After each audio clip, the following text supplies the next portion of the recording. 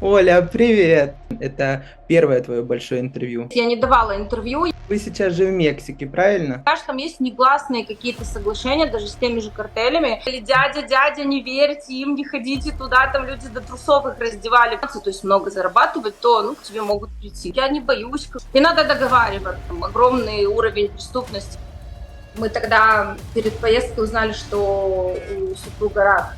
Видишь, а этого никто не знал. Сейчас будет достаточно за все наше интервью самый, наверное, провокационный вопрос. Я все уши. Что там было за конфликт с Лизой Василенко? Было понятно, что Мишель, когда приехала, она не устраивала, наверное, многих там. Оля, привет! Привет, Егор, я так рада тебя видеть. Ой, это абсолютно взаимно. Я очень ждал тебя к себе на шоу. Как у вас дела? Нормально, потихонечку налаживается, знаешь, переезд это всегда очень сложно. Ты знаешь, что мы переехали, и мы всего 5 месяцев тут. Это очень спонтанно было, и поэтому очень много проблем появилось из-за этого, но это всегда выход из зоны комфорта, это всегда рост, знаешь. То есть я чувствую, что я прям от того, что многое поменялось, я прям, наверное, на самом максимуме своих возможностей сейчас, и это круто, я выкладываюсь по полной, и мне это нравится, потому что, дома уже как-то все было так отлаженная жизнь, все спокойно. А сейчас интересно. Нелегко, но интересно. Вы сейчас же в Мексике, правильно? Да, да, мы переехали в Канкун, да. А почему именно Мексика? Как вы выбирали, по каким критериям? Слушай, честно, мне было бы удобнее быть где-то в Европе, но в Европе из англоязычных стран теплая только Мальта. И мы туда ездили несколько раз с супругом, с детьми. Мишель какое-то время жила на Мальте, ты знаешь это. И, я не ловила там вайб, честно. Вот я пыталась понять, почувствовать эту страну, но я ее не прочувствовала. То есть я вот чувствовала, что я там не на своем месте. А тут в Канкуне, мы сюда лет 5 приезжали как туристы, и мне очень нравится тут. Для меня главное это погода, да, то есть я обожаю, когда тепло, я люблю теплый климат, я очень люблю море, и для меня вот эти все плюсы здесь есть. И плюс еще один самый огромный, наверное, это то, что Мишель рядом, потому что я очень, дико скучаю, если честно, и как-то мы так рано расстались, она довольно рано уехала из дома, и, мне тяжело было, а из Европы летать тоже очень тяжело постоянно. Это и дорого, и трудно, и долго, как-то... То есть это был еще один плюс. И, наверное, еще один плюс был, почему так спонтанно мы решили, вот мы приехали отдыхать и просто остались, у нас не было ни документов с собой, ни вещей толком, то есть, я не знаю, только я, наверное, такая крышеломная могла такое придумать, исполнить, но потому что я общалась здесь со школами, и для меня вот важно, чтобы детям было комфортно. И я общалась тут со школами, и тут такие интернациональные, международные школы с английским и испанским языком, они, как бы частные школы, они довольно доступные в плане финансов. То есть там прям самая крутая школа, наверное, стоит порядка $600 в месяц. Это приемлемо, это не дешево, но это приемлемо. Но для меня очень важно было то, что дети, в среде выучат языки, да, ты знаешь меня уже, ты знаешь, как я отношусь к изучению языков, и Да. я вот считаю, что сколько бы я ни потратила на репетиторов, но они не выучат так языки, как именно в среде. То есть вот сейчас, например, Катя, она знает английский, она сейчас учит испанский, она на нем уже прям болтает за эти 5 месяцев, еще не идеально, она там с временами проблемы, все, но она говорит, я тоже говорю. А Крису сложнее, потому что он учит 2 языка, но он уже на английском не говорил у нас, но он больше на английском говорит, потому что они с учителями говорят на английском, а испанский они учат как язык в школе, и плюс все здесь говорят на испанском вокруг, то есть он постоянно слышит речь, и в любом случае, я думаю, вот за год он будет на 2 языках еще говорить. То есть Ну это да, круто, я считаю, и как-то... раньше попал в эту среду в молодом возрасте. Ну да, да, я планировала, что он поедет в Ирландию и побудет там хотя бы лето или полгода, какое-то время мы побудем там, чтобы он выучил английский, еще когда он был меньше, когда он только заговорил. Вот я хотела исполнить как с Мишель, знаешь, как Мишель в 3 года поехала в Ирландию, она там за 2 месяца заговорила. Это такой возраст, когда они очень быстро начинают говорить. А с Крисом это не получилось, потому что он такой ковидный ребенок, он попал прямо вот в эту ситуацию с ковидом, и он не мог пойти нормально вообще в садик, я не была ни на одном утреннике, у него нас не пускали, то есть это был вообще, ну, совсем другой дикий опыт, и увести его куда-то, чтобы его там взяли в садик, и как-то он выучил, это было просто невозможно. И вот получилось, что мы его этот возраст, когда он прям мог очень легко выучить язык в среде, мы его потеряли из-за этой ситуации. А сейчас ему, вот он сюда приехал, ему было 5, и это уже не так просто. Он все равно топит на русском говорить, он на румынском тоже не хотел говорить. То есть он уже, знаешь, он уже перешел как бы чуть-чуть ту черту, когда он привык только на одном языке разговаривать. И мне нужно было погрузить его именно в среду, чтобы от него чего-то добиться.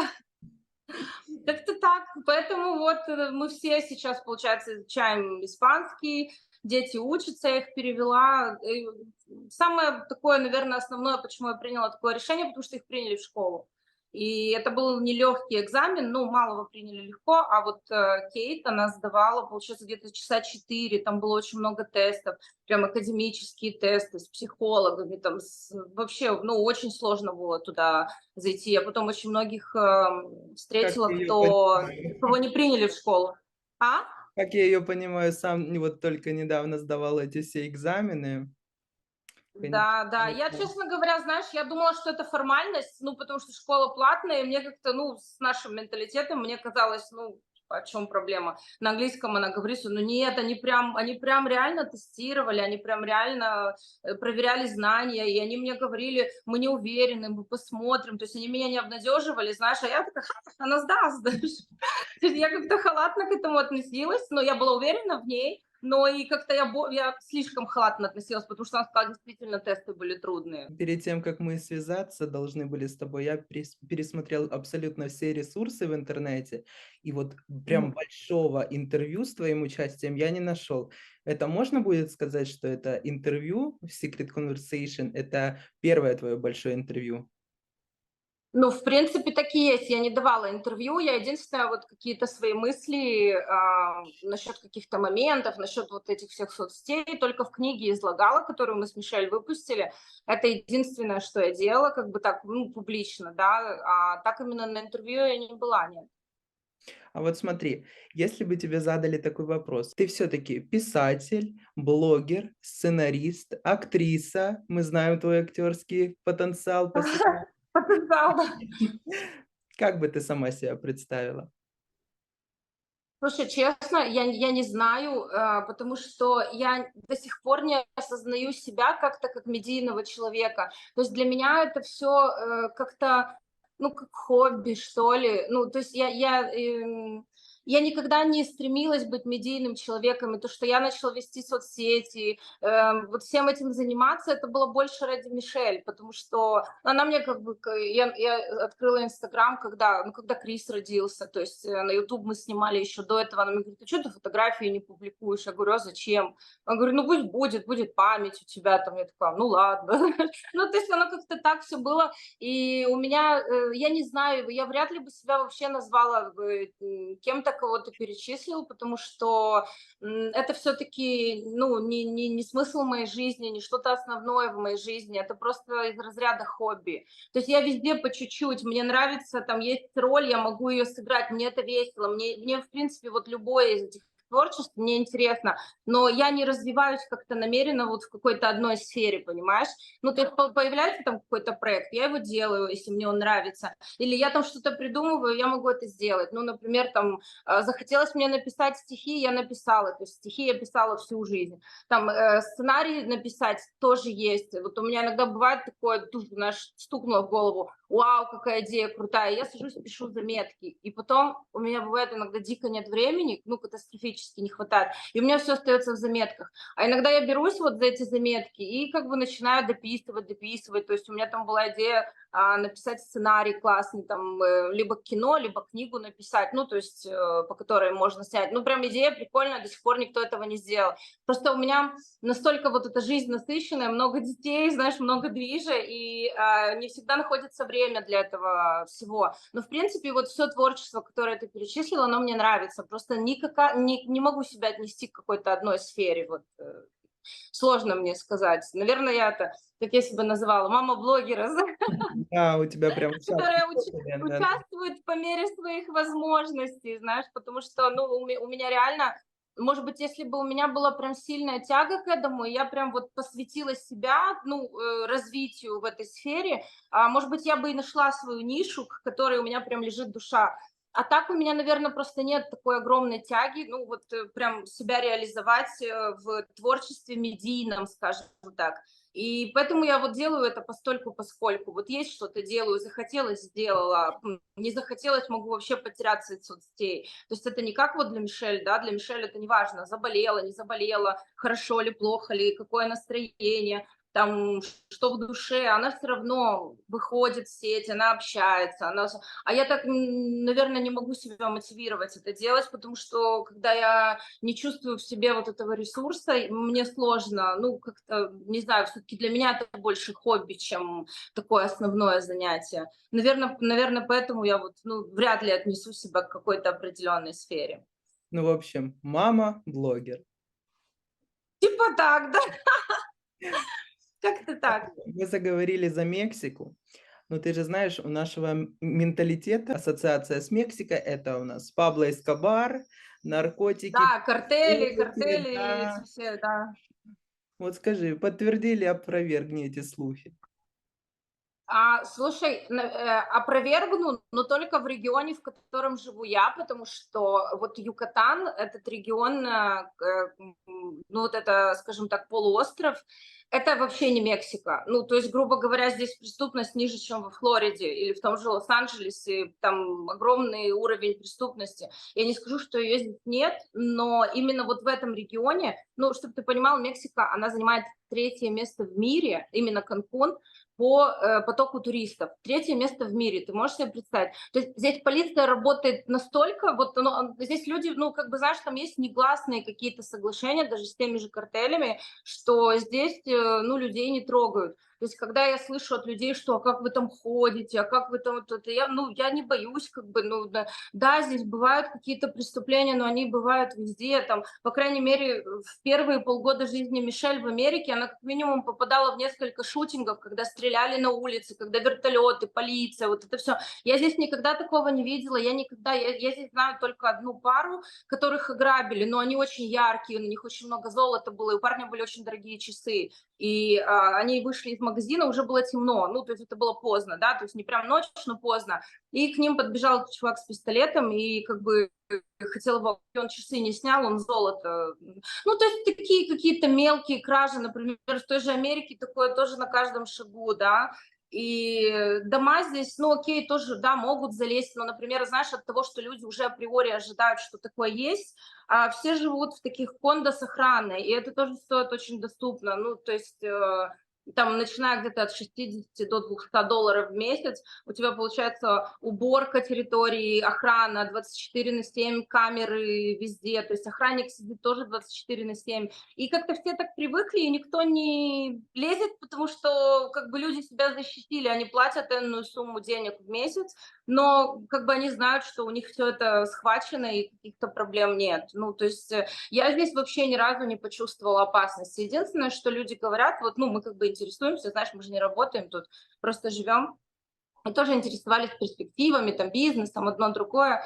И, ну, вот нам знакомые говорили, что, ну, если ты прям хочешь каким-то крутым бизнесом заниматься, то есть много зарабатывать, то, ну, к тебе могут прийти, там, как у нас в 90-е, например, там, У них придут, бывает попросят. такое, да. Надо, и надо договариваться. Надо договариваться, да, но это такое прям что-то крупное, ну, то есть не мелочь какая-то, да, там, если будешь, я не знаю, квартиру в аренду сдавать или там машину в аренду сдавать или там какой-то мелочью заниматься, я не знаю, там в бьюти какой-то индустрии, там не какой-то суперсалон, да, вот девочки, например, приехали, там даже мы в салон ходим с подругой, там много девчонок с Украины приехало, и вот, ну, так, как бы кто-то, кто не, ну, работает, да, ну, что-то даже делает, какой-то бизнес, но он не слишком крупный, чтобы заинтересовать вот этих Ну, ребят из картелей, то к тебе никто не придет. А если ты прям что-то там крутое открываешь, производство какое-то или прям что-то такое серьезное, могут прийти. Так мне сказали. То есть я лично с этим не сталкивалась.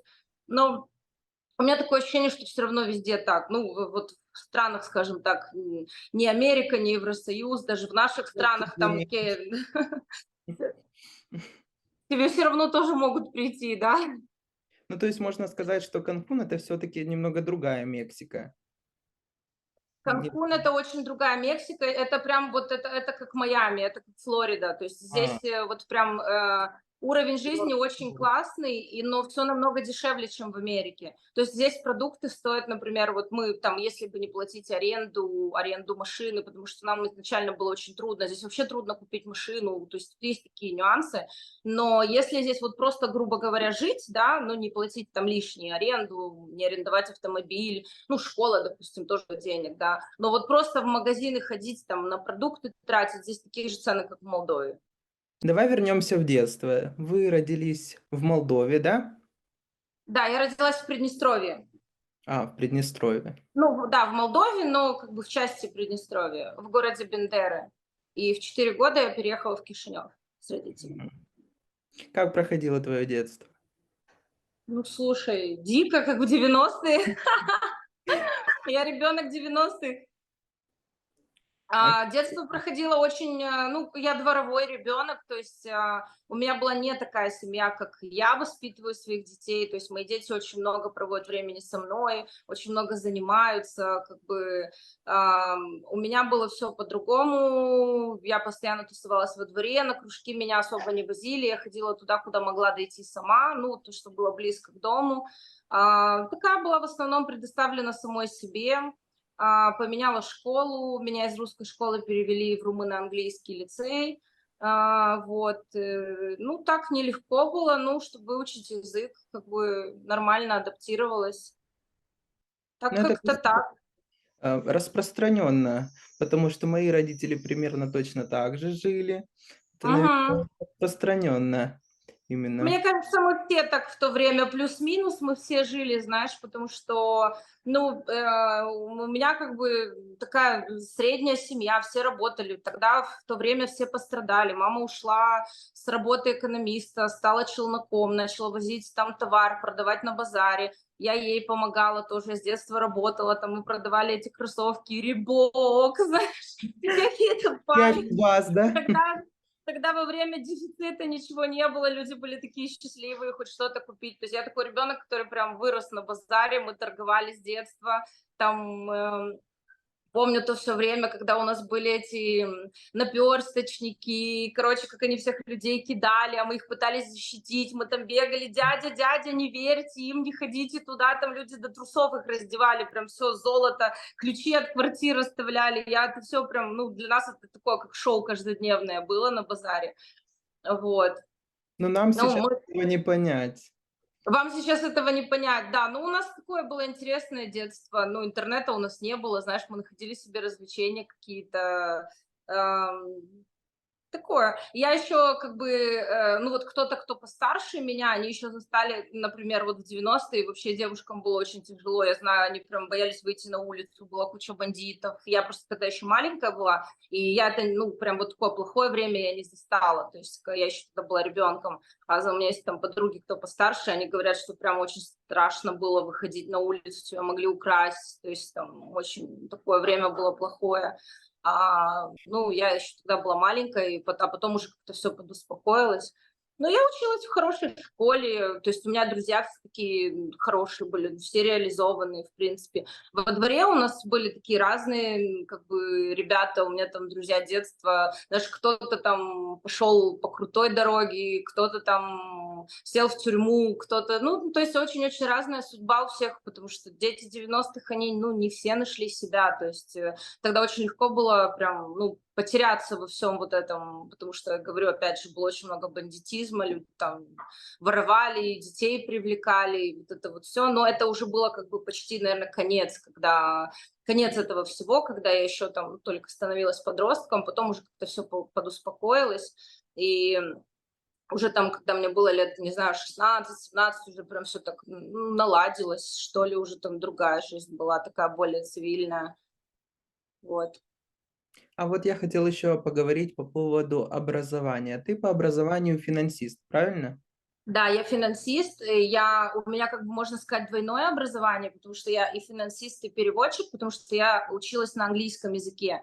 Но последний курс я перешла на заочные, последние 2 курса, потому что у меня родилась Мишель, и я просто не тянула. И из-за того, что я перешла на заочное, как бы я, получается, не получила диплом переводчика, потому что заочки на английском не было.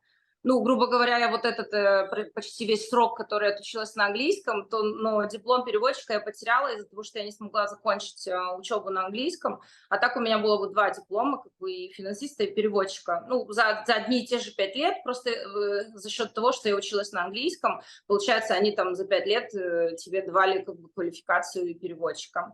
Но вот этот диплом я потеряла, и получается у меня только диплом финансиста. Как ты решила, что именно финансист?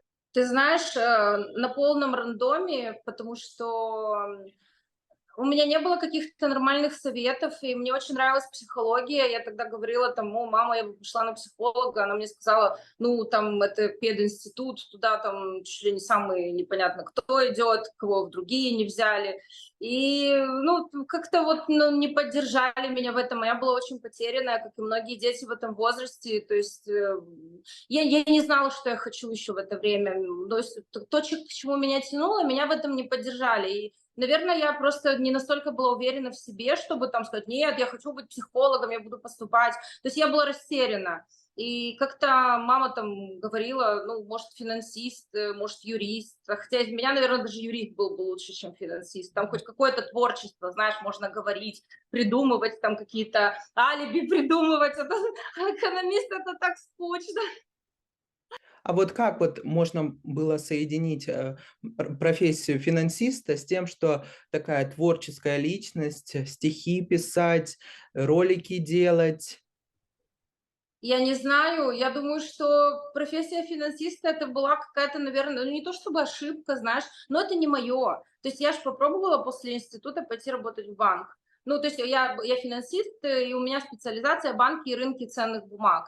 И как бы я попробовала пойти там по специальности и посмотреть, могу ли я строить карьеру. Тогда было очень трудно устроиться, тогда там, я не знаю, нужно было все связи поднять, чтобы обычным кассиром устроиться, там, который просто сидит весь день, деньги считает, знаешь, я вообще не понимаю, зачем человеку высшее образование, чтобы сидеть и работать кассиром. Я когда приехала там в Ирландию, например, они мне говорили: "А у нас люди, которые, ну, типа, ты где работала?" Я говорю: "Я работала в банке какое-то время, там с физическими, с юридическими лицами, я была помощником бухгалтера, как бы, то есть я знаю хорошо эту работу, но она мне просто неинтересна".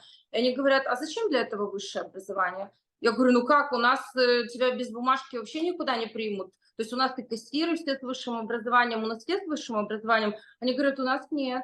У нас только топ-менеджмент в банке, кто работает в кредитных отделах, кто делает анализ предприятий на кредитоспособность, вот это вот все. Только такие люди, которые в этих отделах работают, они с образованием, а которые работают обычные операторы там с физюрлицами, кассиры, там какие-то, то говорит, это все курсы, то есть они получают сертификат, какой-то там левел, пятый, шестой, но явно не вышку. То есть у них нет такого, знаешь, вот, чтобы работать на такой должности, у них нет высшего образования. Это только, ну, как бы у нас такая система, да, что ты должен 5 лет отучиться, а потом сидеть, блин, и деньги считать с утра до вечера, да, если ты кассиром работаешь. А на твой вопрос, то, что как я это соединила, ну, я вообще, в принципе, как-то...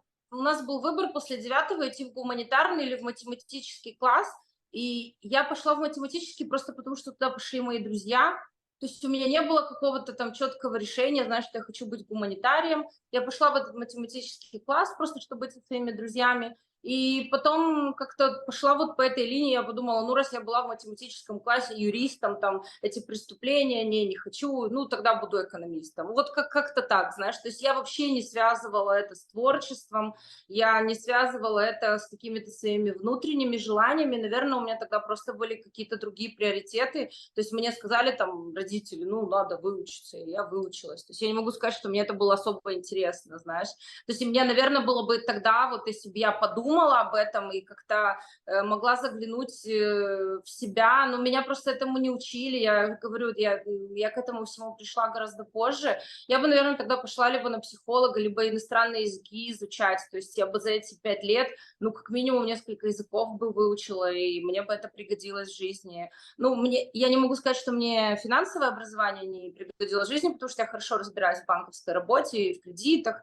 Я могу там даже, например, супруга в компании, да, там вот он пользовался какими-то кредитами, и я могу там проанализировать, что это не самый выгодный кредитный инструмент для тебя, вот выгоднее это, а давай спросим, если есть, а давай попросим, попросили, дали, понимаешь? Ну, то есть, потому что банковский работник, он всегда тебе советует то, что выгодно ему, а если ты в этом разбираешься, то ты понимаешь, что выгодно тебе. Также, например, там с другими кредитами, если ты решил кредитоваться, и ипотечные кредиты, и все. Люди очень часто, когда в этом не разбираются, они никогда не видят, что написано там мелким шрифтом, да, и где тебя подловят, и где тебе будет очень сложно в случае чего. Я как бы это все понимаю, поэтому не беру кредиты.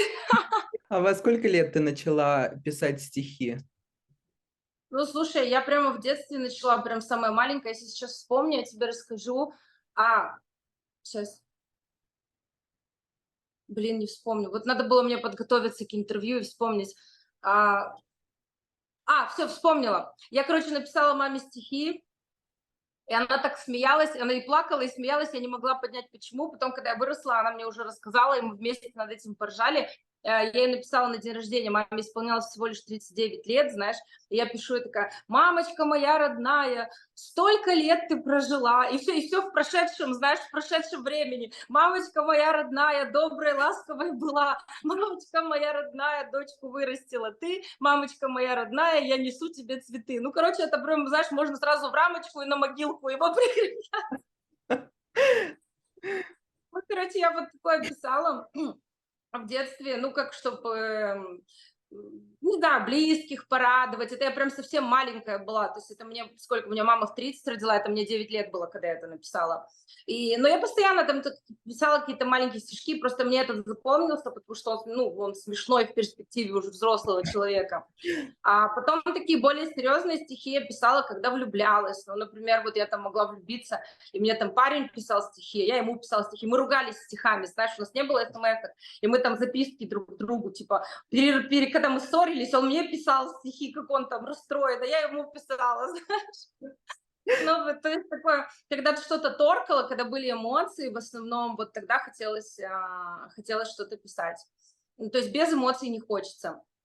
То есть либо эмоции радости, любви, там, хочешь порадовать кого-то, либо эмоции, когда там разочарование, злость, там, вот такое, ну, вот такое, оно все хочет выливаться в стихи, да. Ну, вот, например, там, когда Мишельке исполнилось 16-18, мне тоже хотелось что-то написать для нее, потому что я знаю, что время пройдет, как бы, а вот это вот останется у нее память, и мне хотелось именно вот на такие даты, потому что я гордилась тем, что у меня вот такая взрослая дочка, знаешь, что мы подруги, как бы мы вот так вот ладим хорошо, и мне хотелось как-то вот так душевно что-то написать.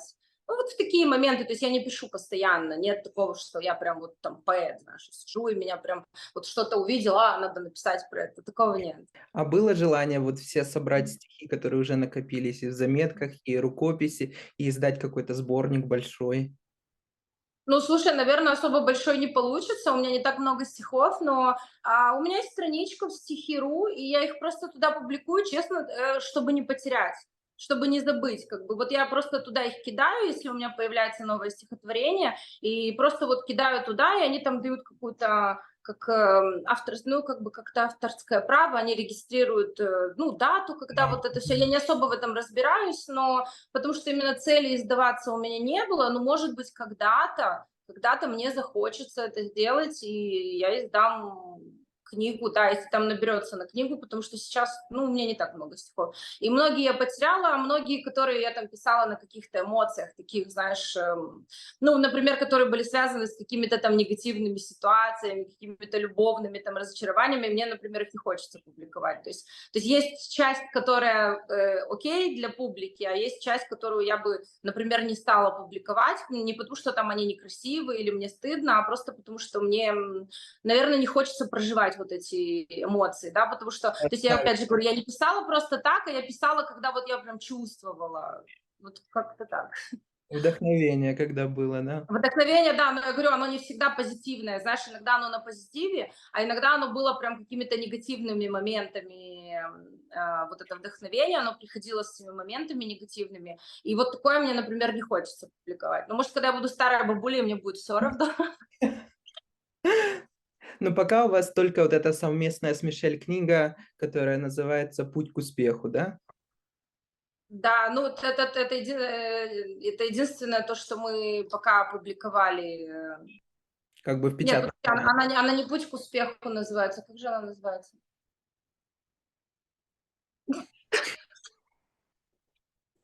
Неудобненько.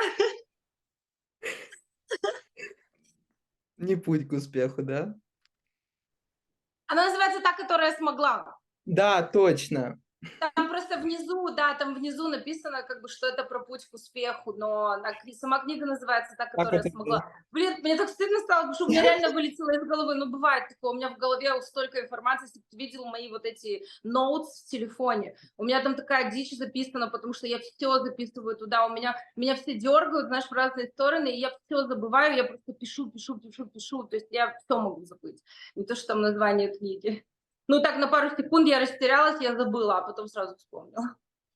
А вот эта книга, она будет еще доступна в продаже или в электронном формате? Потому что я не смог ни в электронном, ни в этом заказать, А потому что почему в электронном не смог? Потому что на российских сайтах она только продается. нет вот этого всего, которое сейчас подключен. А, Честно, ты знаешь, ну, это прям вот она вышла в такое время, когда мы все пострадали, и, например, в Молдову даже, ну, как бы я из Молдовы, у нас много зрителей из Молдовы, я не могу ее получить в Молдову, мне нужно заказывать ее DHL. Ну, то есть там DHL стоит, книга стоит копейки, а как бы DHL стоит намного дороже. То есть я сама в такой же ситуации, но, ты знаешь, у нас контракт как бы истекает через 5 лет, а прошло уже 2 или не 2.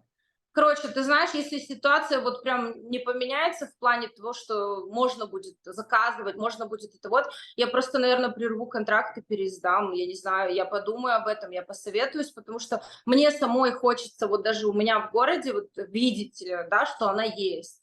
Как бы мне хочется там зайти в магазин, может быть, купить там для себя или для кого-то, и я сама не могу это сделать. То есть для меня это прям тоже так Сейчас очень даже неприятно и если в тяжело. электронном формате, оплата возможна только картой вот этой, короче, которая только работает на территории России. Я поняла. Я поняла. Ты знаешь, я даже не пыталась, я купила, ну как купила, попросила подругу мне купить и отправить посылкой. И я знаю, что это... И я говорила с нашими издательствами, ну, в Молдове, и я так поняла, что никто особо не хочет связываться с просто вот так вот мы попали, но в любом случае, как бы, я думаю, что книга, она актуальна в любое время, то есть там нет чего-то, какой-то Конечно. привязки, да, к конкретным годам или к чему-то, и в случае, как бы, я думала об этом, что, наверное, мы прервем договор, ну, как бы через вот этот срок, да, у нас 5 лет, когда мы не можем этого сделать, и, возможно, перезададим ее, потому что даже у Мишель вот спрашивали на английском издать книгу, потому что людям очень интересно было, но мы пока сами не можем это сделать, мы должны там договариваться с компанией, да, а мы, ну, не хотим это делать. То есть это вряд ли сейчас сработает ни с какой стороны, ни с какой страны. Поэтому нам просто надо подождать это время Ну, и плюс решить этот вопрос. можно М? будет через 5 лет, если что, можно будет что-то внести, какие-то правки, добавить что-то.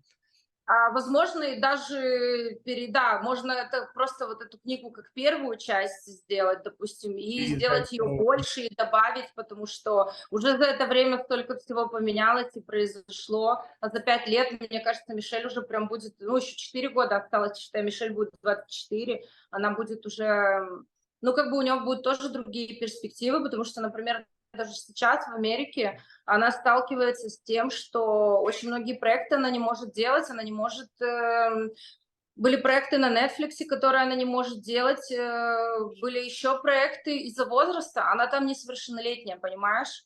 До 21 года она очень-очень лимитирована в том, что она может делать. То есть прям она, ну, грубо говоря, вот до 21 это можно прям только на детские какие-то попасть, прям джуниор, да. А вот какие-то такие более интересные проекты для ее возраста, ну, ты же понимаешь, что наши ребята, они в 20 не дети. То есть это другой менталитет. И вот в такие проекты она не может попасть, потому что 21 года ее звали не раз, и прям в интересные такие вещи. И вот она ждет, получается, следующего года. Поэтому я думаю, что, ну, может быть, что-то прям интересное получится, когда исполнится 21 год, потому что сейчас она многое теряет из-за возраста. Но она сейчас же учится в UCLA, да? Да, но она сейчас закончила UCLA. А, так Она было? Да, но это certificate. Ну, А, то есть она, получается, около 2 лет училась, она может продолжать это продолжить, да, чтобы дойти до полного, но она как бы, ну, и она, ну, как бы ее, видишь, взяла уже компания такая довольно серьезная по актерскому, и она думает, что, наверное, этого достаточно, то есть она сейчас взяла год практики. Ну и потом подумает, может быть, продолжать обучение или нет, но она подумала, что сейчас ей интереснее взять год практики. Это тоже как бы специальное, такое, это тоже как часть обучения, да, это тоже по визе студенческой. И как бы после этого ты можешь продолжить, либо можешь уже там идти находить работу какую-то. И она пока решила, что ей интереснее практику взять и прям вот попробовать, тем более, что с ней, ну, как бы подписала агентство, это которая именно актерами занимается, да, то есть которая именно на кастинге отправляет, следит за кастингами, высылает все вот эти моменты и коммерческие, ну, типа там реклама, и как бы и для фильмов разных. Поэтому сейчас она будет год на практике и дальше уже посмотрит. Но мне кажется, что после паузы, знаешь, мало кто хочет возвращаться, тем более, что именно по актерскому она вот этот сертификат уже сейчас получает. ну да, тем более, если будет много практики, оно само наработается. Да, да, да, ну нет смысла просто там сидеть, да, еще как бы там что-то увеличивать. Они как бы даже рекомендуют, что когда ты получила уже азы за эти 2 года, все основное, то, может быть, лучше взять вот этого как private tutor, ну, как частного учителя, который именно тебя натаскает на актерском, ну, вот, то есть прям, который, знаешь, они прям дикцию, вот эти все движения в кадре, там очень-очень много всего, и как бы именно на практике это не просто учиться, да, то есть у них было много практики в университете, но когда именно человек себя прям конкретно, знаешь, вот он не будет смотреть за классом, а будет только на тебя смотреть и видеть все моменты, все нюансы, то есть там в основном ребята так делают. Я в этой индустрии много не понимаю, но вот так ей рекомендовали ее друзья актеры, которые, ну, ты нас с Джессикой дружит, ты Да. знаешь, наверное, да, да, да. Ну вот и не только Джессика, ну то есть ребята, которые этим занимаются, они и так посоветовали как бы вот заниматься еще частно, именно с профессионалом, чтобы прям все это идеально поставить. Оль, смотри, твоя большая такая медийность пришла после того, как ты взяла участие в видео Мишель, где ты смотрела и выбирала, это подписчик в мюзикле или Мгм. популярный автор. После этого долго тебя уговаривали, чтобы ты пришла в видео, или тебе это было сразу все интересно? Мне было вообще по фану, ну, как бы, я не могу сказать, что мне было это интересно, знаешь, ну, например, я честно скажу, я не смотрю YouTube, я не смотрю ютуберов. То есть мне, в принципе, не особо интересен этот контент, он будет для более молодой аудитории. Но мне было весело снимать это с Мишель. Естественно, наши видео я смотрела. Но это, знаешь, я не знаю, это, наверное, как видео со свадьбы. Знаешь, чужие ты не любишь смотреть, а свое ты пересматриваешь. Ну, как-то так. То есть свое это интересно, знаешь. И меня не уговаривали, я наоборот, я много придумывала, мне было это смешно, и это действительно не была постанова, я вообще ничего не знала про этот мюзикл, я была вот прям мама, которая ничего не знает про это все, а потом я начала в это вникать, и мне стало это интересно с точки зрения, как как ей помочь, знаешь, потому что я как взрослый, ну и плюс творческий человек, я видела, что может заинтересовать, как бы, и давала там какие-то ей советы, мы вместе придумывали. То есть для меня это было как часть творчества, но не потому, что это какой-то там суперинтересный контент для меня, а потому что я понимала, что такой контент нравится другим людям, и я знала, как его, грубо говоря, там обернуть и, ну, преподнести, вот что-то такое, да. То есть меня уговаривать особо не надо было. Мы тоже снимали такие всякие приколы, и в этом мюзикле снимали, и с детьми, и с Малой, и всякие там скетчи, сценки. Мне весело, это мне нравится. Плюс я тогда была в декрете, у меня было очень много времени свободно.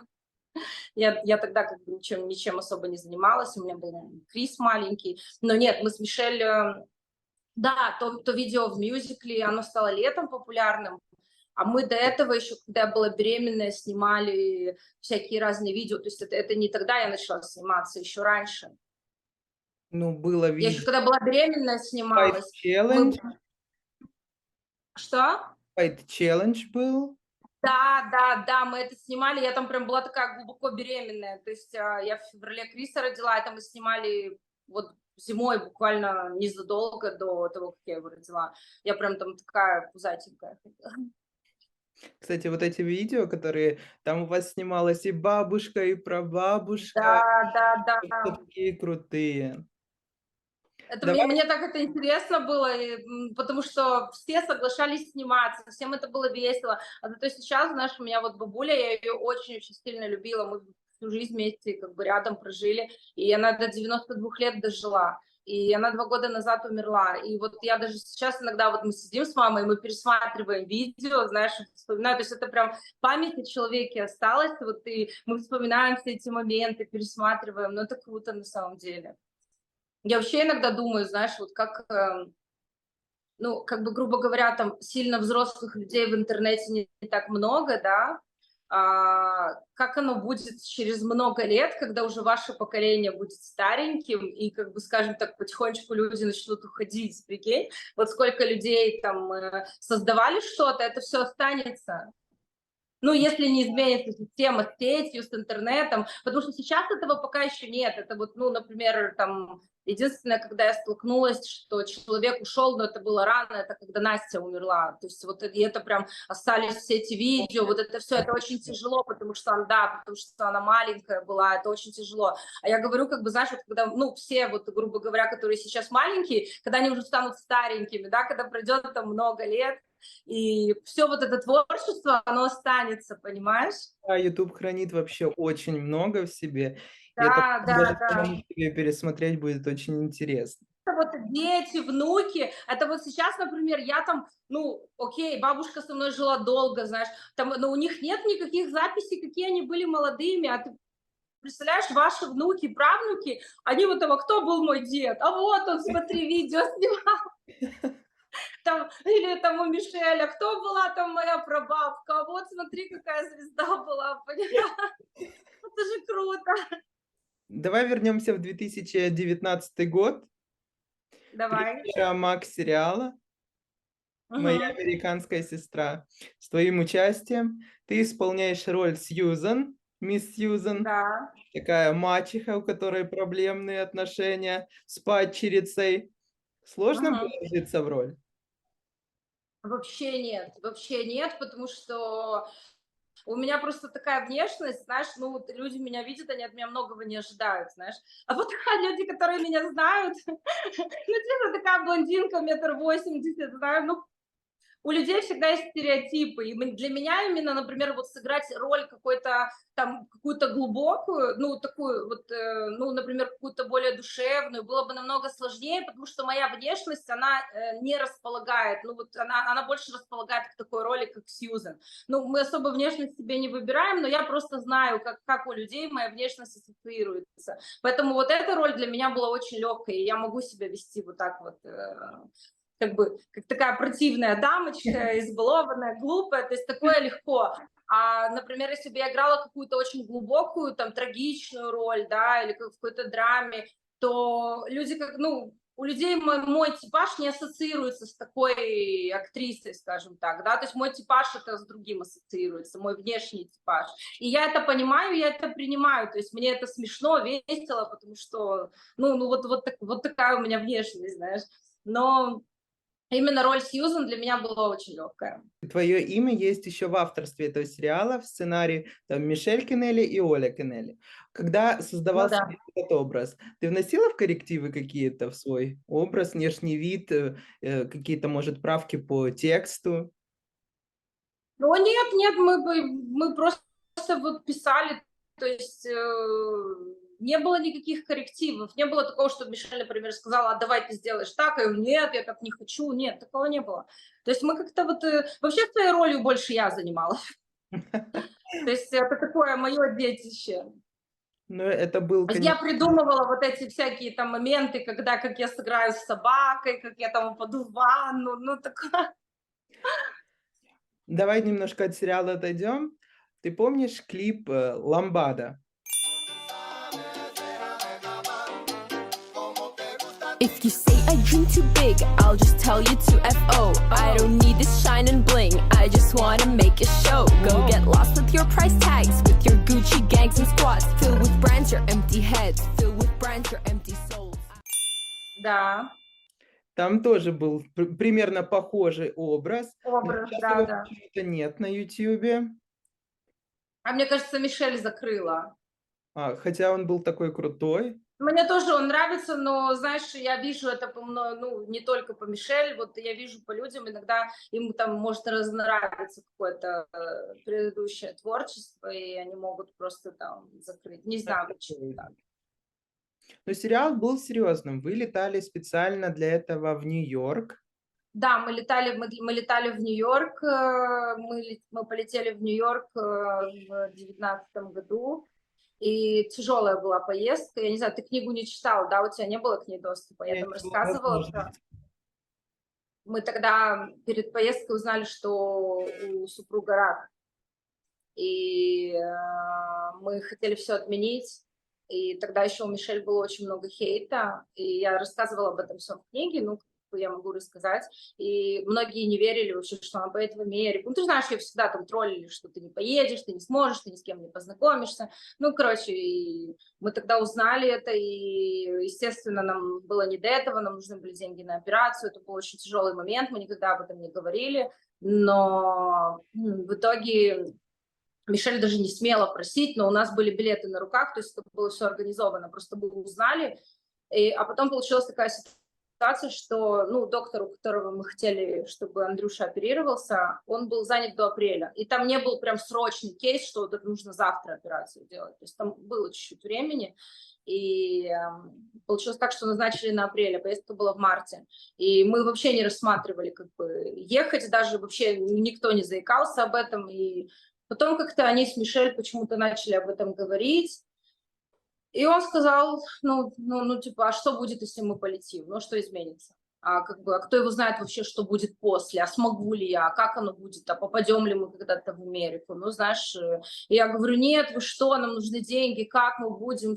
Мишель говорит, ну, у нас там квартира уже есть, как бы, там всего нужно 1 день было в отеле оплатить, и билеты у нас на руках, ну, мы там тратить вообще не будем, там будем чуть ли не хот-доги кушать, ну, как-то короче, они на меня насели с двух сторон, но я понимаю, что ему это было не надо, он просто ее хотел поддержать. Он хотел ей как бы помочь, потому что, знаешь, она жила этим. И, ну, без Нью-Йорка, наверное, это не получилось бы вот так вот снять вот такой вот сериал. Ну как бы ее бы стебали, да, сказали бы, ну, что ты там в Молдавии снимала только или еще где-то. Ну, как-то... То есть, знаешь, Америка все-таки для людей, для наших зрителей это, ну, много значило, потому что человек поехал в Америку именно на съемки. И, ну, это очень-очень тяжело. Я была в таком плохом состоянии душевном, что я возненавидела Нью-Йорк, мне все там было не так, все было не то есть мне просто было не до этого, и очень трудно было именно там. Но я там в Нью-Йорке не снималась, там была сцена, мы ее сняли в Ирландии, потому что мы через Ирландию летели, мы были у подруги дома. Вот в первой серии моя подруга, ирландка, она сыграла эту учительницу, которая пришла. Вот прям это мы у нее дома сняли, как бы, и вот это единственная сцена, ну, по-моему, из тех съемок.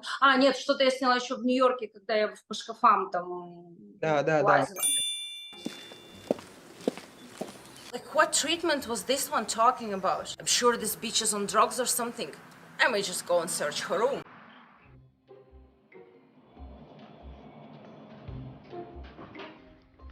I may find something here. Oh, another Louis Vuitton belt. Oh, what's that? Oh, I won't be surprised if she hides drugs in her shoes. Небольшой кадр, да, это именно было в Нью-Йорке. Ну, такое, я была прям в таком нехорошем состоянии в плане съемок. Сейчас все хорошо? Да, все хорошо. И Андрюша, кстати, там вот снимался, он еще до операции снимался, да. И потом уже все прооперировали, и все хорошо было. Видишь, а этого никто не знал, что Этого никто не знал, да я поэтому всегда в сети говорю, знаешь, вот никто никогда не знает, через что человек проходит, у нас у всех есть свои драмы, то есть мы можем знать, что происходит там в мире, что происходит еще, но никто не знает личные драмы друг друга, знаешь, потому что кто-то мог потерять близкого, у кого-то кто-то заболел, у кого-то что-то случилось, и всегда надо стараться быть добрыми, потому что ты никогда не знаешь, вот что чувствует человек рядом с тобой. Он может выходить, улыбаться, там, общаться. Ну, то есть, знаешь, мы все тогда очень страдали из этого, но все равно мы не видно грузили не было. никого. Что? Видно не было вот Не этого. было видно. Да, ну и так большинство людей себя ведет, кто, ну, как бы мы не хотели об этом говорить, знаешь, мы не знали, как это все закончится, как это будет, но о таких вещах, наверное, не говорят вот в Да. такие моменты. И я думаю, что никто об этом не говорит. И да, бывают такие тяжелые вещи. Я думаю, что не у каждого человека есть в жизни в той или иной степени, поэтому я всегда стараюсь быть очень такой доброй, толерантной к людям. Всегда, ну, независимо там, ну, знаешь, как бы я могу отзеркалить, если ко мне плохо относятся, но вообще, в принципе, я всегда очень-очень против там хейта, злобы какого-то непонимания, каких-то там зацепок, подколов в интернете. Я понимаю, что без этого не бывает и не будет, но все равно как-то, ну, хочется, чтобы дети, молодежь немножечко задумывались об этом, потому что никто от этого не застрахован. Потому что сейчас в сети масса просто буллинга. Люди сейчас, которые вот немного старшего возраста, они очень сильно страдают от эйджизма, потому что Ой, у меня это то же самое, тоже всегда. У меня, знаешь, причем, ну, я знаю, что я довольно молодо выгляжу, как бы, ну, то есть, окей, для кого-то более молодо, ну, я знаю, что я выгляжу неплохо, но вот люди, например, видят там какие-то наши видео и постоянно начинают, ой, там твоя мама старая, и она выглядит на 60 лет, и тра-та-та-та. То есть они конкретно говорят что-то, как, ну, что думает, что меня зацепит. Ну, то есть, например, знаешь, какой-то другой маме, например, которая, ну, просто по-другому выглядит, у нее другая внешность, такого писать не будут. То есть мне постоянно пишут, что я некрасивая, что я старая, что я еще какая-то, то есть я к этому очень привыкла. И... Но это не то, чтобы постоянно, например, в Инстаграм у меня очень чистая аудитория, там хорошая аудитория, там, ну, в принципе, люди, которые нас любят, например, там в каком-то там ТикТоке, который там развирусится или еще что-то, вот когда приходят рандомные люди, то много в могут. ТикТоке И вообще у меня раньше токсичная аудитория. очень токсичная, в Снапчате очень токсичная аудитория, дико токсичная. Причем у меня раньше даже были иллюзии немножечко. Мне казалось, что вот иностранная аудитория, она как будто более такая спокойная. Просто я не сталкивалась. А сейчас, я не говорю иностранная только про Америку, я вообще в принципе говорю иностранная. Мне казалось вот, что они какие-то более... А сейчас я абсолютно, у меня нет этих иллюзий, потому что, например, я вижу, когда выходят какие-то видео там на иностранную аудиторию, ну, тоже такие же, ну, малолетки наши, постоянно затрагивают внешность, затрагивают, ну, вообще дичь пишут. Некоторые просто пишут, вот лишь бы там просто тебя оскорбить рандомно. И меня это вообще абсолютно не трогает, но я понимаю, что люди везде в мире одинаковые. Знаешь, нет такого, что они где-то там более воспитанные, они, может быть, там дома в социуме более воспитанные, потом выходят в сети, отрываются. Но меня в таких случаях очень радует, когда тоже такие же рандомные люди начинают, например, защищать. Не в смысле, что мне нужна защита, а в смысле, что я вижу, что не все потеряно, знаешь, что все-таки среди много плохого, а плохое больше бросается в глаза. Среди вот этого всего ты видишь, что есть вот хорошее, знаешь, и это самое главное, потому что все равно наш мир держится на добрых людях, на конструктивных каких-то отношениях, вот это все, они ну, знаешь, злым там, с гонором, таким всем быть легче, наверное, чем быть более таким добрым, толерантным, что ли. По моим личным наблюдениям, очень субъективным, я переходил на страницы людей, которые вот это вот все пишут. Это в большей части глубоко несчастные люди. Да, да, да, да, да. Я понимаю. Реализованные. Поэтому выглядишь ты, Оля, шикарно. Поэтому Спасибо. Спасибо большое. давай перейдем еще. Я хотела поговорить по поводу того, вот ты недавно была в Лос-Анджелесе, ты летала к Мишель, Да. ты Мгм. была на разных мероприятиях, ивентах. Как тебе Да. больше такой движ нравится или все-таки какой-то такой размеренный жизнь, как, допустим, в Швейцарии там? Ну, смотри, я вот жила в Ирландии, там, ну, примерно как в Швейцарии, только чуть-чуть более дождливо, что ли. И размеренная жизнь мне нравится на определенном этапе. Мне кажется, вообще человек, ну, вряд ли всю свою жизнь может хотеть жить одинаково. Ну, по крайней мере, я очень такая, ну, мне нужно менять картинку. То есть я засиживаюсь на одном месте, и мне становится скучно. Например, размеренная жизнь, как в Швейцарии, как в Ирландии, как вообще, в принципе, в странах Европы, может быть, не в столицах, а где-то в пригороде, да, где все так зелено, чисто, спокойно, никогда ничего плохого не происходит, там вот эта местная школа небольшая. Мы так жили в Ирландии, и Мишель вот училась в такой школе, и все было очень спокойно, мы знали всех соседей. Но такая жизнь мне очень нравится, но на определенном этапе, когда ты растишь детей маленьких.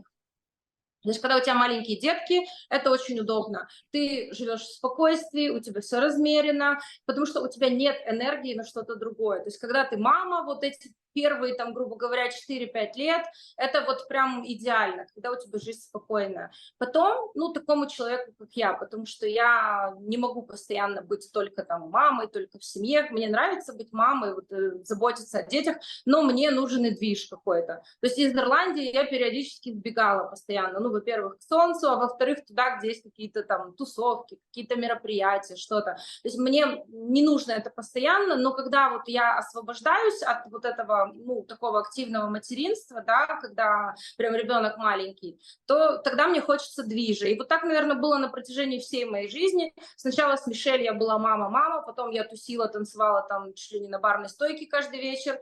Я молодая была. Потом опять как бы спокойствие, ну такое, знаешь, жизнь, она меняется, вот, но всегда после вот этого затишья хочется чуть-чуть бури. Но в плане Лос-Анджелеса, ну, у меня сейчас здесь, в Канкуне, тоже очень активная жизнь. То есть я узнаю много новых людей, я узнаю новые места, мероприятия какие-то посещаю. То есть у меня прям здесь все очень активно, в Молдове было намного спокойнее, и поэтому для меня это не было такого, знаешь, что, ну, я прям вот из спокойствия вырвалась в Лос-Анджелес. То есть мы пошли там на несколько премьер, у нас был этот тест-драйв в Porsche-центре, то есть было каких-то пару классных ивентов, были там и на дискотеке были, ну, как бы мне вот уже прям чисто в клуб не хочется, знаешь, ну, мне хочется, если в клуб, то чтобы как-то там, ну, как-то более комфортно было. Ну, знаешь, как молодежь тусит, там их много, они все там в толпе, им это нравится, и мне это тоже нравилось. А вот сейчас как-то уже количество переходит в качество. Ну, то есть мне хочется, например, тусовку, но мне хочется, чтобы был вот мой стол отдельный, и чтобы я танцевала, и чтобы никто в меня не влетал и там не разливал на меня напитки. Короче, такое, как будто более капризное, но на самом деле это просто вот уже, это, наверное, с возрастом приходит вот это желание комфорта, знаешь. На самом деле, ну, в Лос-Анджелесе весело, мне очень понравилось, потому что Мишель меня возила, мы взяли машину, и она как бы меня катала, ну, это было очень круто, это был такой прям экспириенс, потому что всегда была я как бы главная, знаешь, я всех вожу, а тут я первый раз такой, о, меня дочка куда-то везет, нифига себе, для меня это было такое новое, что-то новое.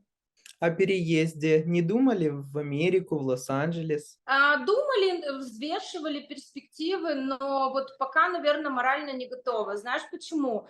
Наверное, все-таки из-за денег. Там очень дорого. Ну, очень дорого. Ну, вот прям для меня, так как я хочу жить, там очень дорого. А жить там по возможностям, ну, для меня это не то качество жизни, скажем так.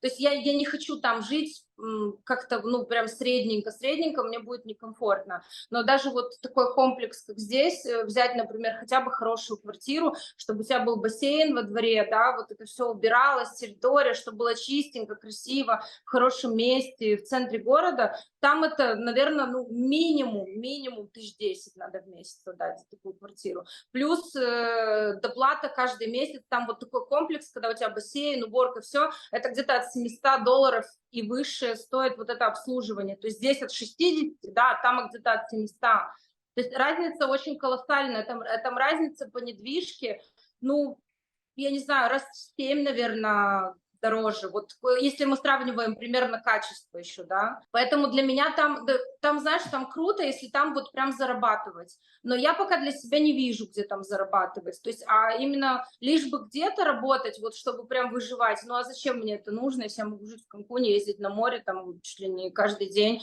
и мне всего хватает, и дети в хорошей школе. Плюс там есть проблема с образованием. То есть даже если я там, например, ну, легально получу визу, как иммиграционную, перееду, допустим, я могу это сделать, но для того, чтобы там ребенок был в частной школе, ну, это минимум 50-60 тысяч стоит в хороших школах, это очень дорого. Вот. Вот. Например, в государственной, там очень хорошие государственные школы есть в Лос-Анджелесе, но зависит от района. А район, где хорошие школы, то там аренда домов стоит 20, 30, 40, 50 тысяч в месяц. И то за 20 даже вряд ли найдешь. Вот там, где Мишель жила сначала в Клабхаусе, например, там дом стоил 50 тысяч в месяц. Вот там рядом хорошие государственные школы, прекрасные, дети идут бесплатно учиться, но ты должен потянуть такой дом, потому что ты там не можешь отдать ребенка в школу, если ты не относишься к ней по адресу. То есть ты можешь отдать частную, либо по адресу там. И поэтому вот оно так. Ты либо живешь очень богато и можешь, пожалуйста, учить бесплатно в крутой школе, либо у тебя просто не хватит денег на дом в том районе, и ты будешь жить в другом районе, а там может быть школа гетто. То есть, поэтому для меня эти моменты, скорее всего, наверное, они больше финансовые, я не буду этого скрывать, у меня, ну, таких возможностей нет просто. Работать там очень-очень много я не хочу, я, в принципе, не хочу сейчас очень-очень много работать, потому что, ну, у меня есть доход, я очень много делала в своей жизни, и мне как-то хочется, чтобы мне этого дохода хватало на более такую, ну, спокойную жизнь, ну, как-то, чтобы не бегать там с утра до вечера, знаешь, и не думать, как заработать, и хочется жить качественно, хочется, мне здесь очень нравится то, что мы, например, забираем деток со школы, мы едем на море, то есть нам 5 минут, 10 минут до моря, до пляжей, и мы отдыхаем, как бы, то есть прям очень такой хороший образ жизни, мне это очень нравится. В Лос-Анджелесе я не очень вижу себя вот в таком образе жизни, который мне нравится, потому что, говорю, хотя бы даже квартиру там с хорошим бассейном, это уже 1000 на 10 надо рассчитывать только на жилье. А вот по поводу заработка. У тебя ж есть 2 бизнеса, да? Media Popular и потом есть турагентство. Ну, это, в принципе, одно и то же, наверное, потому что я не занимаюсь сейчас там менеджментом с блогерами, это просто есть компания, может быть, я продолжу это потом делать. У меня другой основной бизнес – это сдача недвижимости. То есть этим я занимаюсь, в принципе, всю жизнь. Еще когда я первый объект купила, это, наверное, мне было... Я только родила Мишель, 21 год мне был. Ну и как бы, знаешь, были скачки недвижимости, были моменты, когда я заработала, потому что оно там могло сейчас стоить столько, а там через пару лет в 2 раза больше. То есть были разные моменты за все эти там 20 моих лет активной жизни, когда получилось накопить какой-то капитал, сделать какие-то сделки, и в принципе у меня, скажем так, пассивный доход вот оттуда.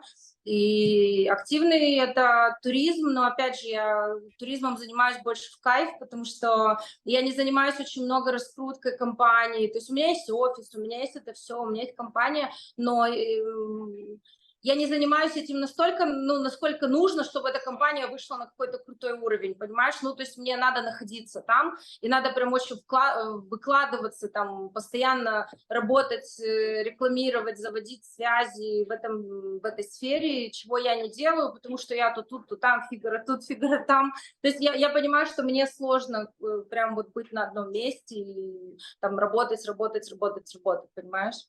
Оль, я хотел у тебя спросить про отличие менталитета. Условно, чем Мексика, менталитет людей, которые живут в Мексике, отличается, условно, там, от Молдовы, от Украины? Честно, я еще не прочувствовала полностью, потому что у меня не так много знакомых местных, но я стараюсь знакомиться, я стараюсь общаться, у меня нет языкового барьера, я с ними стараюсь говорить, но пока ты их не познаешь нормально, то вряд ли ты, ну, сможешь вот прям так ответить, знаешь, на такой вопрос, потому что для этого надо с ними подружиться, пройти какие-то там истории совместные. Но, в общем, там, в целом, из того, что я вижу, они... Ну, понимаешь, это, наверное, не менталитет всех, а это менталитет людей, которые живут в курортной зоне. То есть мы для них туристы. Естественно, если мы приходим, здрасте, сколько стоит, у нас цена в 3 раза больше. Ну, вот такие приколы, но это не менталитет всех людей, это просто вот туристическая зона. Грубо говоря, у нас отличаются доходы, да, и они где-то привыкшие там заламывать цены, где-то привыкшие, что им там дают много чая и вот этого всего. Ну и мы где-то немножечко это тоже чувствуем на себе, но потихонечку привыкаем. Но еще есть такой момент, мы более организованные, знаешь, у нас вот, ну, грубо говоря, вот из этого всего светского прошлого, какого-то общего, там была вот эта организованность, была вот эта организованность, что у нас вот мы договариваемся, там, мы делаем, мы более пунктуальные, в целом, я не говорю про всех, но в целом, то есть мы там, если сказали, например, окей, решим, да, тут надо 10 раз напомнить, у нас тут самый большой прикол — это маньяна, это утро, ну, типа, не утром, а завтра. И тут все такое, знаешь, тебе перезвонили, нет, маньяна, знаешь, ну, такое, как бы, то есть здесь все откладывают на другой день. Тебе человек сказал, там, я сейчас решу или перезвоню, и ты должен его еще там 3 раза подергать, чтобы что-то решилось. Вот они такие более медлительные и менее, скажем так, ответственные, что ли. А вот давай вернемся все-таки к Макс-сериалу. Я Мгм. помню, как я очень сильно хотел принять в нем участие, и когда Да, вот я меня помню, ты хотел поверили, приехать. ну, по причинам всяким разным не получилось. Но, может быть, это даже было и к лучшему, потому что это был последний сезон, после чего сериал закрыли, Мгм. и там был какой-то скандал. Мы можем за него поговорить? Слушай, это не был как бы большой скандал, потому что ну, до этого у Мишель ну, как-то не сложились отношения с Катей, но ну, Катю аккуратно вывели из сериала, и как бы ну, мы смогли там чуть-чуть поменять сценарий под эту ситуацию. То есть она уехала, грубо говоря, ее вывели из сериала, да. Там, в принципе, не было конфликта, просто там, знаешь, наверное, все просто подустали друг от друга. Это было очень интенсивно. И там ребята, ну, как бы, знаешь, ребята некоторые хотели очень развиваться в музыке. Они пытались что-то делать, но я просто знаю, как это бывает. Ты, наверное, тоже знаешь, что очень много лет уже в медиа. Ты знаешь, что все дается очень трудно. И даже когда тебе кажется, что вот кому-то там повезло, или там мне тоже повезет, или это легко, это не так. И только упорство постоянное, оно помогает. Ребята, видимо, не особо были вот к этому всему готовы, потому что не было взрыва у кого-то в плане музыки, хотя они делали прикольные вещи, я им помогала, даже лично помогала, там и финансово помогали, но не было такого, что вот человек просто взял, знаешь, и взорвал. Наверное, может быть, они где-то в душе ожидали, наверное, хотели зарабатывать, ну, этого тоже, опять же, не было. И Мишель расстраивалась, потому что, ну, она им говорила, там, ведите соцсети, делайте то-то, то, и то есть не было чего-то прям плохого, все было нормально и ровно, но...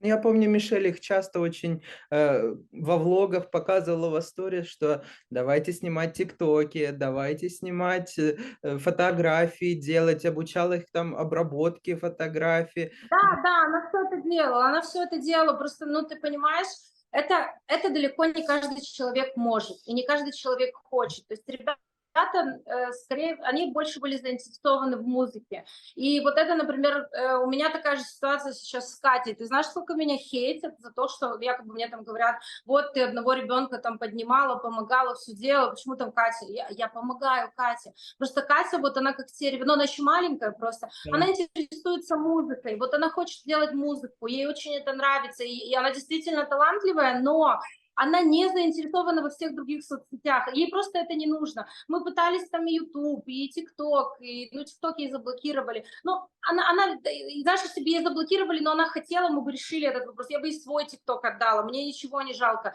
но она не хочет этого. Она хочет, как бы, ей интересна музыка. И вот такая же ситуация была и с ребятами. И когда человек не хочет, ты на него, понимаешь, где-то давишь, а потом ты устаешь от этого. Потому что ты понимаешь, что, ну, это не его интерес. Вот Мишель, она этим горела, она хотела это делать, она хотела снимать, она хотела монтировать, она хотела развиваться. А ребята хотели делать музыку, ну, им было по приколу сниматься в сериале, но потом и они, видимо, тоже были немножко разочарованы, потому что они не видели какой-то финансовой отдачи от этого всего, понимаешь?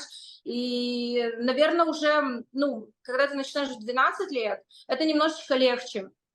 А когда ты начинаешь уже в более таком взрослом возрасте, на тебе ответственность, тебе надо идти в институт, тебе надо идти на работу, тебе надо что-то делать, и на более взрослом человеке лежит больше ответственности, и, видимо, приходит какое-то разочарование, что ну вот здесь я не двигаюсь, да, значит, там как бы надо что-то другое. И, ну, а Мишель как бы считала, что она пытается двигать, учить и вот это все, а ребята там, ну, не делают, там, как мы говорили, там, ну, помнишь, она одно время в Инстаграм там выкладывала каждый день пост, и вот это вот все. Да. Ну, то есть это очень много работы, это и в ТикТоке, и все. Она сама тоже от этого устает, это нормально, это трудно.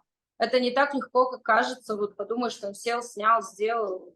Ну, Люди устают нет, от этого, особенно нет. люди, которые не настолько мотивированы вот именно соцсетями. То есть, знаешь, люди некоторые приходят в медийку не из-за соцсетей, а потому что они хотят просто развиваться там в каком-то направлении. И я тоже, например, я даже Кате объясняю, говорю, слушай, ну тебе может там неинтересно быть в соцсети, но сейчас все, например, музыку тоже раскручивают через ТикТок. То есть ты не можешь без поддержки соцсетей в принципе где-то продвигаться, ну либо там, я не знаю, нужно быть там дочерью миллиардера, чтобы тебе просто на все пиар-компании деньги давали. Ну, у нас не такая ситуация. И вот это такое чуть-чуть сложное, когда человек не любит соцсети, а любит, например, какое-то дело, которое, ну, сейчас в наше время, грубо говоря, надо продвигать через соцсети. То есть там получается чуть-чуть конфликтная ситуация. А Мишель нравились соцсети, то есть она прям любила все, она любила YouTube, там вот этот ТикТок, Musical.ly, Инстаграм, она кайфует от этого. Она иногда устает, но в принципе она от этого кайфует. И поэтому у нее все так легче получалось. Просто многие думают, что это снимается одним дублем, это все очень легко.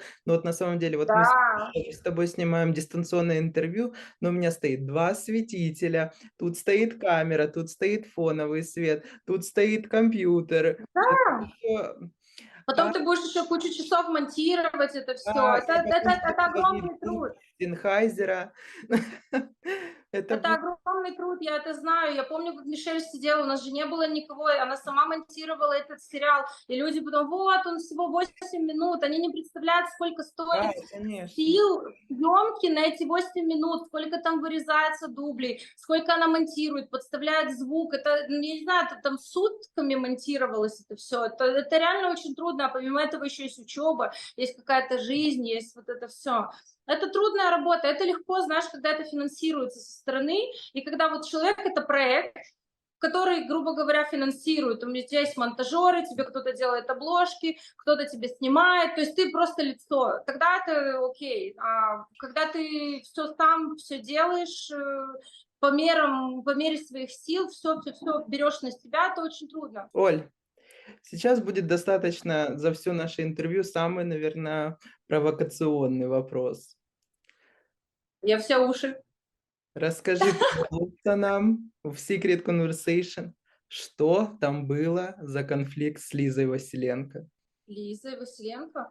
Так она же рассказывала об этом на Пушке, по-моему. Но она не все рассказала, многое она оставила в секрете. Ты думаешь? Ну, да, я попытаюсь вспомнить, типа я не прикрываю ничего, я попытаюсь вспомнить. Там не было конфликта на самом деле. Мишель, я помню, это как начиналось. Мишель очень подружилась сначала с Лизой. Она помогала ей приехать в Москву. Тогда со Степой говорила, с Лизой переписывалась, свела их как-то, ну, насколько я это все помню. И она прям ждала ее. Она сказала, что хочет там с ней комнату делить, вот что-то такое. Я могу там что-то не помнить досконально.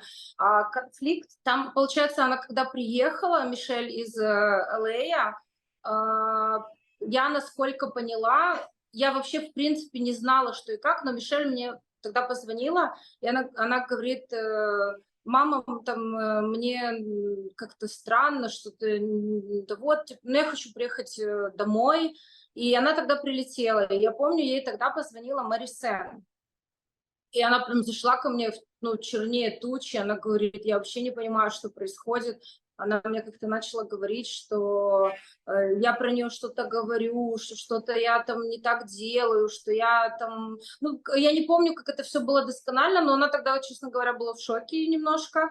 А до этого она разговаривала с Лизой. Получается, они сидели часа 3. Я говорю, а ты ничего не говорила? Вы, может, что-то сказала, может быть, что-то обсуждали? Она говорит, мы вообще ничего не говорили. Мне Лиза рассказывала все вот... как бы какие-то новости. Она говорит, что я могла говорить, если меня там не было?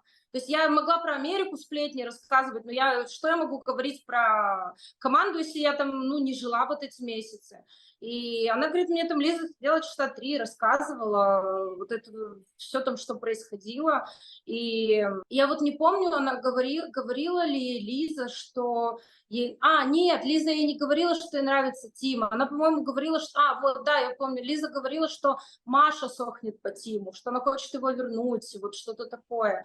И, ну, не знаю, может, они там смеялись с этого, я не знаю, как она там реагировала, но и я ей сказала тогда, я говорю, ну, может быть, до Маши как-то дошло вот эти какие-то, ну, разговоры, и так получилось, но это ей как бы Лиза рассказывала. Потом она приехала, и произошел вот весь этот конфликт, скандал, она мне звонит в слезах, что Степа сказал уйти, там, ну, короче, вот эта вся ситуация. Но потом, и она, получается, с Дашей, и Даша и Лиза как бы были против нее и говорили, что это Мишель говорила про Машу, что Маша влюблена в Тима, по-моему, вот так что-то было. Я опять же говорю, я не хочу соврать, потому что я могу чего-то не помнить. Но по итогу, что там произошло, я так поняла, что у Лизы были конфликты большие в доме, у нее были конфликты с Настей, Барби, и там с Машей какие-то конфликты с Герой, она что-то не особо ладила, но у нее была реклама, она хорошо продвигалась, и как бы ее хотели на то время оставить. И потом я так поняла, что они пожалели. Но прикол вообще не во всем этом, а в том, что Лиза потом встречалась с Тимом. Ну, то есть это все как-то делалось, видимо, чтобы прикрыть себя за счет Мишель, наверное, потому что, может быть, у Маши была какая-то ревность на тот момент, я не знаю, я вообще с Машей не общалась никогда. И, может быть, это чувствовалось как-то, и поэтому они об этом говорили. Но факт в том, что начали обвинять Мишель, как будто, ну, Мишель постоянно с Тимом там общается, хотя они друзьями были. А по итогу выяснилось, что все, что как бы, ну, на нее вот тогда гнали и говорили, что Мишель нравится там Тим или что-то, что это, я не помню, или что она хочет, то ли... Или, честно, я даже не помню, то ли говорили, что Мишель нравится Тим, то ли что она его увезти хочет, но увезти у кого, если он был один. Короче, я не помню, в чем там был прикол, но самое основное это то, что потом Лиза начала встречаться с Тимом, и прям встречаться, и Мишель об этом сказали, ну и тогда уже все встало на свои места, и было понятно, что, наверное, ну, Мишель, когда приехала, она не устраивала, наверное, многих там, потому что они с Тимом общались, и было какое-то внимание, и может быть, если девочкам и Маше, и Лизе нравился Тим, их раздражала эта ситуация, и вот ее повернули как бы против Мишель, хотя, ну, получается, там Лиза тогда на тот момент была заинтересованным лицом, потому что по итогу она все-таки встречалась с Тимом. Если бы не встречалась, может быть, я бы подумала, что, ну, какое-то недоразумение произошло, знаешь, а так, ну, наверное, все-таки у нее был какой-то интерес, и было удобно на тот момент ее убрать. Как-то так, наверное, я не знаю. Ну, может, оно и к лучшему, что так получилось, потому что сейчас, глядя на видео Мишель, глядя на Инстаграм Мишель, это уже совершенно другой уровень, ну, можем честно сказать. Все уже переросли эти Да. тикток хаусы, в принципе, знаешь, даже то, что она сейчас с ребятами, они как друзья живут, то есть это не как хаус, то есть была у них, то есть это как компания друзей, просто там легче быть вместе, там и материально лучше быть вместе, и в принципе, если ты нашел людей, с которыми тебе комфортно, вот под одной крышей, это классно, там, да, то есть, это уже больше как просто место, где живут друзья, это не как TikTok House, как проект от какой-то компании, которая это финансирует, как это было раньше. То есть сейчас там такого уже нет. Сейчас это они живут без контракта, да? Ну, да, они просто живут, они снимают дом вместе, вместе живут, развиваются. То есть, мне кажется, это вся вот эта вот тема домов, она уже еще раньше умерла. То есть даже Да. не прямо сейчас, а еще раньше. То есть это уже так. Оль, а ситуация, не помню, была с тобой или с Мишель, когда вы шли по Лос-Анджелесу и встретили Джонни Деппа? Нет, я знаю, что она встречала Ди Каприо, а Джонни Деппа нет, я не встречала. Может быть, Может, она, Ди но Каприо, может, Ди Каприо встречали? она встречала Ди Каприо, она даже была на дне рождения у Ди Каприо. Да ты что? Ну да, ну там не было так, что это он ее пригласил, то есть там, без заблуждений. Просто там, знаешь, в Лос-Анджелесе такая вещь, вот ты можешь туда приехать, даже у тебя может быть очень много подписчиков, но тебя никто никуда не позовет, там все решается через связи. И вот у Мишель заняло очень много времени, чтобы наладить эти связи. И получается, там иногда бывает вот через несколько рукопожатий ты попадаешь в какие-то места, куда просто так вообще никто и никак не попадет, ни при каких там бабках, ни при каких там, ну, то есть это иногда это просто чисто вот какие-то личные связи, которые могут тебе помочь в каких-то вещах. То есть она была на дне рождения Кайли Дженнер, она была на дне рождения Ди Каприо, но это все было через каких-то знакомых, естественно, что не было такого, что и там Кайли или Ди Каприо позвонили, алло, там приходи. То есть это было через какие-то косвенные знакомства, ее, ну, то есть друзья друзей, грубо говоря, то есть в Майами на день рождения Кайли Дженнер, она попала, по-моему, она дружила с девочками, и, по-моему, одна из этих девочек, она была дочкой советника президента какой-то латиноамериканской страны, я не помню, ну, то есть там прям были какие-то связи такие, и вот она с этими девочками, и с папой, потому что этих девочек бы даже туда, наверное, самих не пустили, и там этот папа вот этой девочки, он там кого-то знал, и вот как-то так их пригласили, то есть это все просто через связи было. И к Ди Каприо она тоже попала так через связи, но она действительно, она пришла домой, она так рыдала. Она говорит, у меня просто такие эмоции, она с ним пообщалась. Она с Брэд Питта там видела, она видела вот этого актера, который, по-моему, Человек-паук, я не помню его имя. Холланд. А? Том Холланд?